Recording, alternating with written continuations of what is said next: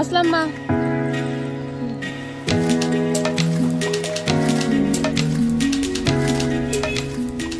নমস্কার সবাইকে, welcome to my blog.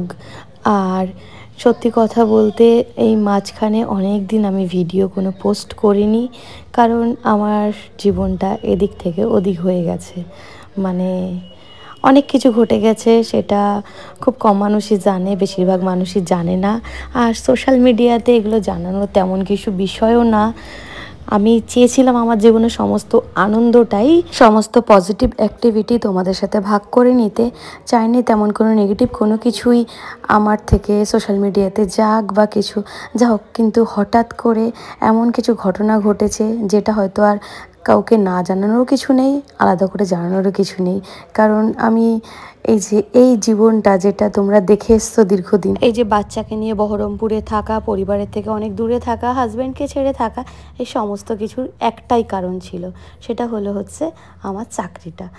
আর হঠাৎই আমার চাকরিটা আর নেই, সুতরাং আজকে সব কিছুই অর্থহীন হয়ে গেছে। আর এই যে দীর্ঘ 6 বছর ধরে আমাদের কষ্ট করে থাকা, আর তার আগে আমার লেখাপড়া পরিশ্রম, সেগুলো তো বাদই দিলাম। যেহেতু আমি স্কুল টিচার ছিলাম, এটা আমার প্যাশান ছিল, পড়ানো, স্কুলে পড়াবো, কোনদিনও টিচার হব। তো এই সমস্ত কিছু কিন্তু আজকে এক নিমেষে, মানে চোখের একটা পলকে হঠাৎই শেষ হয়ে গেল। কার কারণে হলো, কী কারণে হলো, সেগুলো আলাদা করে বলার কোনো অপেক্ষা রাখে না। যদি তুমি পশ্চিমবঙ্গের বাসিন্দা হও, কিংবা ভারতবর্ষের বাসিন্দা হও, কিংবা এখন বলবো বাঙালি হও, তাহলে সবাই কম বেশি জানে পশ্চিমবঙ্গে একসাথে প্রায় 26,000 মানুষের চাকরি চলে গেছে। কার দোষে গেছে সেই বিষয়ে আর ব্যাখ্যা করার জায়গা নেই, কিন্তু এইটুকুই বলবো, আমার চাকরিটা আমি নিজের যোগ্যতায়, নিজের ক্ষমতায়, কষ্ট করে, পরিশ্রম করে, অনেক লেখাপড়া করার পরেই পেয়েছিলাম। সুতরাং এই চাকরিটা যেহেতু চলে গেছে, আমাকে তো শেষ চেষ্টা একবার করতেই হবে নিজের চাকরিটা ফেরানোর জন্যে। আমার মতো হাজার হাজার মানুষের জীবন জীবিকা এক নিমেষে সমস্তটা কেড়ে নিয়ে জীবনটা, ভবিষ্যৎটা পুরো অন্ধকারে ঠেলে দিয়েছে। তো যা হোক, শেষবারের মতো একবার লড়াই করার জন্যে মাঝখানে দীর্ঘদিন মনের জোরই খুঁজে পাচ্ছিলাম না, কি করব না করব। একটা সময় খুবই ব্যস্ততার মধ্যে ইউটিউবে ভিডিও আপলোড করতাম, আর আজকে ব্যস্ততা হয়তো নেই, কিন্তু তা সত্ত্বেও সত্যি কথা বলতে ভিডিও আপলোড করা বা ভিডিও করার মতো কোনো মনই নেই। তবুও আজকে 11 তারিখ আমাদের আন্দোলন আছে এসএসসি অফিসের সামনে, দেখতে পেলে 4:30 থেকে উঠে সকালে যাওয়ার মতো সমস্ত টিফিন রেডি করেছি, বাচ্চার জন্যও করলাম, আর যে কিছুটা নিয়ে যাচ্ছি, আজকে লুচি তো করেছি, তরকারি করেছি, তার সাথে ডিম সেদ্ধ করে নিয়েছি। তো এই সমস্ত কিছু নিয়ে এখন মোটামুটি 5:45 মতো বেজে গেছে, আর আমি বেরোচ্ছি। আর আমার যেহেতু ছোট বাচ্চা, ওকে আমার মাই দেখবে, তো আমি বাড়ি থেকে কিন্তু একাই যাচ্ছি, সাথে যাওয়ার মতোও কেউ নেই। আর আমার মাকে দেখে বোঝা যাচ্ছে আমার থেকে অনেক বেশি টেনশানে আছে, আর আমি যাচ্ছি আমার কালিগের সাথে। কি হাসিস কেন রে? পিকনিক ছাড়া আর কি, জীবনে যা হবে সেটাকে পজিটিভলি নিতে হবে, বুঝলি তো? সরি, কলিগ নয়, প্রাক্তন কলিগ বলা যেতে পারে, কারণ আজকে ও চাকরিহারা, আমিও চাকরিহারা, আর যাচ্ছে ওর সাথে ওর হাজব্যান্ড আর ওর একটা ভাই, মামার ছেলে। তো আমরা মাঝখানে অনেকটা পথ যাওয়ার পরে এই বেতুয়াডাহরির কাছাকাছি কোনো একটা জায়গাতে নেমেছি চা খাওয়ার জন্যে।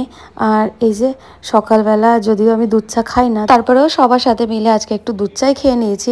আর সত্যি কথা, আশায় মরে চাষা, আমাদের কিন্তু প্রায় সবই শেষ, তারপরেও ওই কোথাও একটা পজিটিভিটি আছে।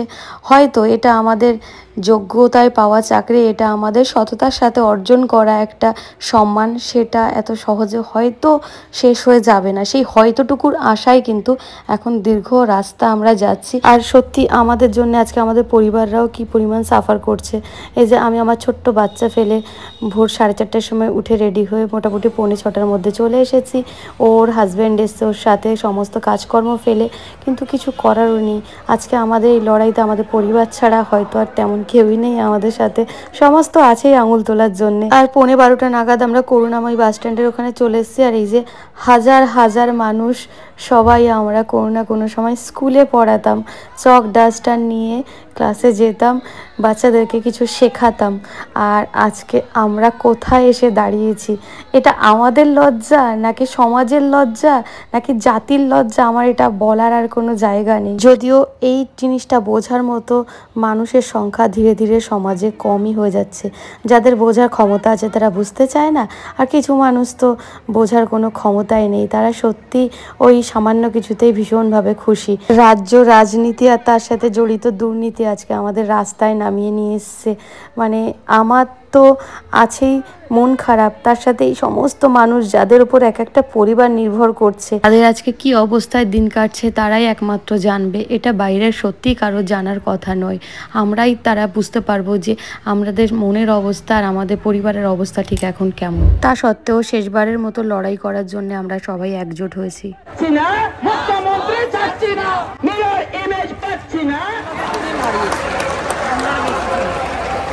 আর তো ফুটেজ নিয়ে আমরা এখন বসে আছি।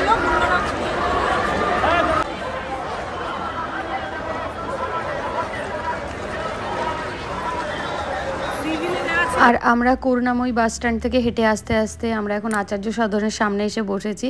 আর সারাদিন গড়িয়ে বিকেলবেলা গিয়ে এখন খাচ্ছি একটুখানি মুড়ি। আর এই দিকে দেখো প্রায় সন্ধে হয়ে যাওয়ার পরিস্থিতির, লোকজন ক্লান্ত হয়ে গেছে এখানে সেখানে বসে শুয়ে। মানে আমাদের খারাপ লাগছে যে আমরা কোথায় থাকার কথা ছিল, আমাদের সহকর্মীরা সবাই ক্লাসরুমে আছে, আমরাই খালি এখন রাস্তায় বসে আছি। এটা আমাদের কি কোন পাপের ফল? সত্যি কথা বলতে হয়তো অন্যদের পাপের ফল আমরা সবাই মিলেই এখন ভোগ করছি। যাই হোক, আমাদের কর্ম এত খারাপ নয়, আমরা সৎ পথে আমাদের জীবিকাটা অর্জন করেছিলাম, চাইবো সেটাকে সৎ পথে ফিরিয়ে আনার। যারাই আমাদের করছে তারা একটু আমাদের জন্য প্রার্থনা করে যাক, এত মানুষের প্রচেষ্টা, এত মানুষের পরিশ্রম, এত মানুষের সততা বিফলে না যায়। কারণ ভবিষ্যৎ প্রজন্ম তাহলে শিক্ষার ওপর, শিক্ষকতার ওপর বা সৎ পরিশ্রমের ওপর আর ভরসা থাকবে না।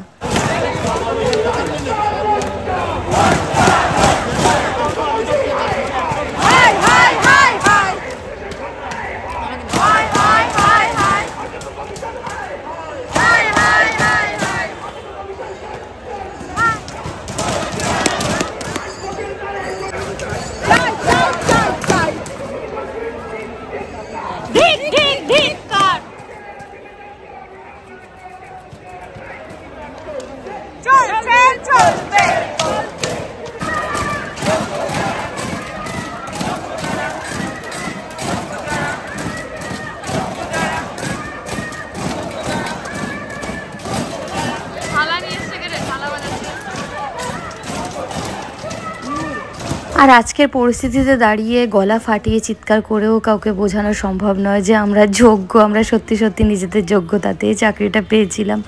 আর দিন শেষে এখন সন্ধ্যা হয়ে গেছে, 7টার বেশি বাজে।